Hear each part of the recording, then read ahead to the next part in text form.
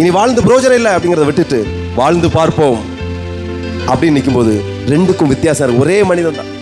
வாழ்ந்து பார்க்கணும், போராடணும், போராட தைரியம் வேணும். அதுக்கு தான் வார்த்தையை எந்த இடத்துல எங்க எதற்கு பயன்படுத்தணும் அதுக்கு பயன்படுத்துங்க. ஸோ அன்புக்குரியவர்களே, நான் ஏதோ ஆக்ஸ்போர்ட் யூனிவர்சிட்டியில் படிச்சுட்டு வந்து உங்கள்கிட்ட பேசலை, அனுபவிச்சு வந்து உங்கள்கிட்ட பேசுகிறேன். கத்தக்கூடாது, கதறக்கூடாது, ஊரை விட்டு காலியாகக்கூடாது. கான்ஃபிடென்ட்டாக சொல்லிட்டு உழைக்கணும். சீக்கிரத்தில் கட்டி முடிச்சு கடன்லேருந்து வெளியே வர உதவி செய்யணும், முயற்சி எடுக்கணும். அல்லேலூயா. இதை விட்டுட்டு புலம்பிட்டுலாம் இருக்கக்கூடாது. ஒருத்தனும் உதவி செய்ய மாட்டேன் இந்த உலகத்தில். கர்த்தர் டோரை திறந்தால் மட்டும்தான் எல்லா பக்கத்துலையும் என்ன செய்யும், உதவிகள் வந்து சேரும். முழங்கால போட்டு ஆண்டவருடைய முகத்தை மட்டும் பாருங்க. அப்புறம் அதிகாரத்தை பயன்படுத்துங்க. என் தேவனால் ஒரு சேனைக்குள் பாய்வேன், மதிலை தாண்டுவேன்.